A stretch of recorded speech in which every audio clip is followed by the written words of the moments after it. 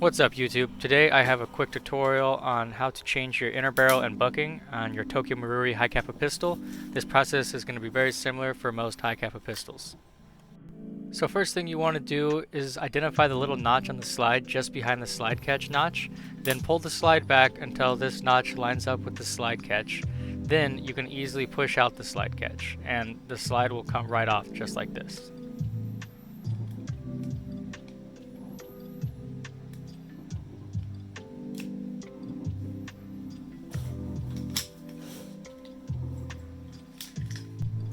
Once you have the slide off, the next step is to take out your recoil spring and guide rod.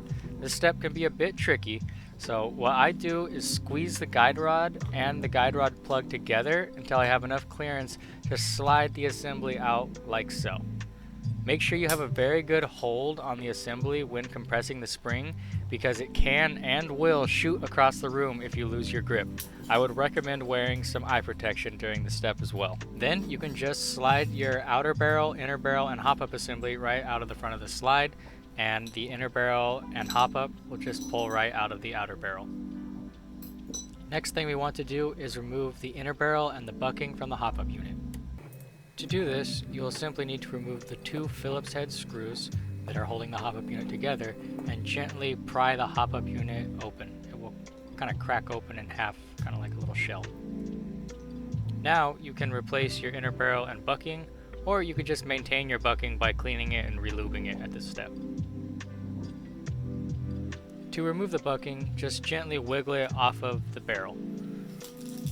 Today we'll be replacing the stock bucking with the Maple Leaf Autobot 70-degree bucking. It's one of the most popular buckings on the market, so you can find it just about everywhere. And these buckings come with this little metal collar that you have to slip over the edge of the bucking. To do this, just lubricate the outside of the bucking with a couple drops of lightweight 100% silicone oil and move it around with your fingers a little bit. Just be careful not to overdo it or get any of the lubricant inside of the bucking. That's why I do it on a paper towel. And then you could pinch the bucking very tightly together so that you could just slide the collar on, and it should just slide right on real easy. Be very careful not to rip your bucking with the sharp edges of the metal, but when you're done it should look like this. So here you can see the main difference between the Maple Leaf bucking and the stock bucking.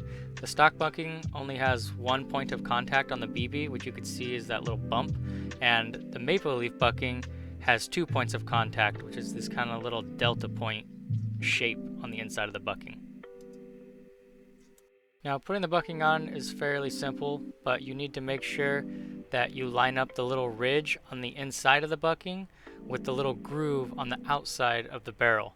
You really can't put it on any other way. Just make sure you identify where the ridge is and where the groove is on the barrel so that you can match them up no problem.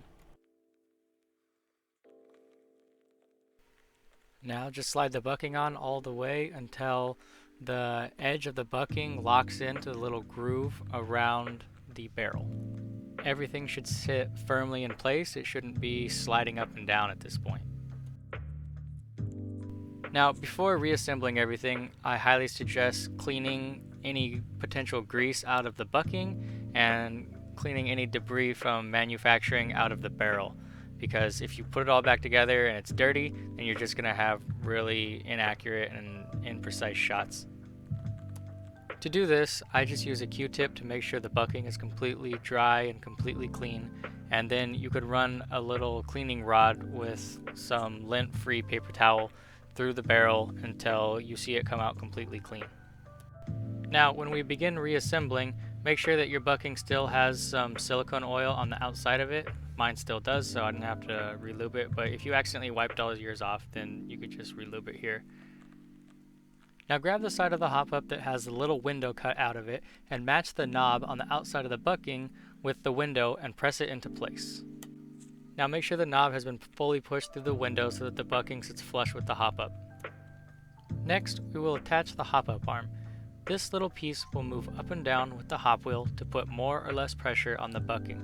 You need to make sure that this little tab on the bottom of the arm is fully seated into the little groove on the hop-up wheel. If you don't properly seat the arm into the wheel, then you will not be able to adjust your hop-up when it's fully reassembled.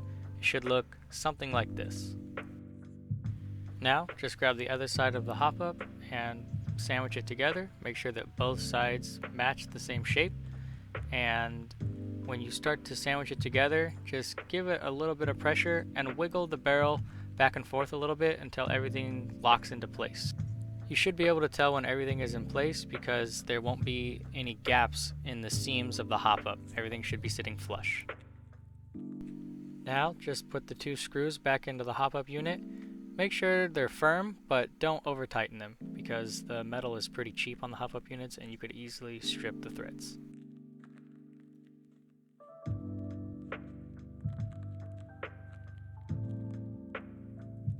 Now, before assembling the rest of the gun, I like to check to make sure that the hop-up arm is functioning properly.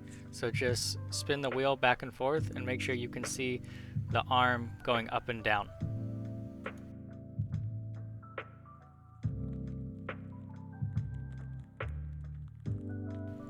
Alright, now you can just insert the inner barrel back into the outer barrel, and the hop-up will lock into place with the outer barrel perfectly, just like this.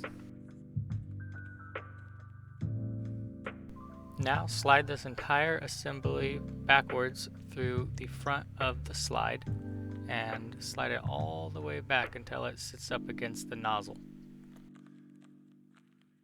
Next, we're going to reinsert the guide rod spring, and guide rod plug. Just compress the spring using the plug and gently put it into place and slowly relieve all the tension.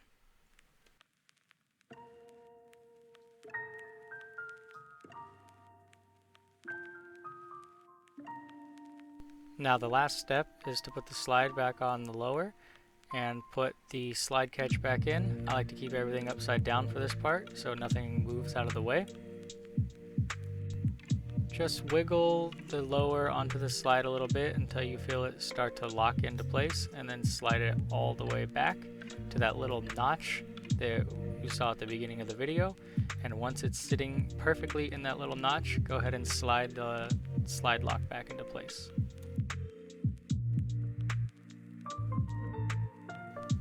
And once you get this in here, you're good to go. Just rack it a couple times and make sure it's functioning properly, and you're ready to hit the field. If you found this video helpful, please like, comment, and subscribe. Thanks for watching.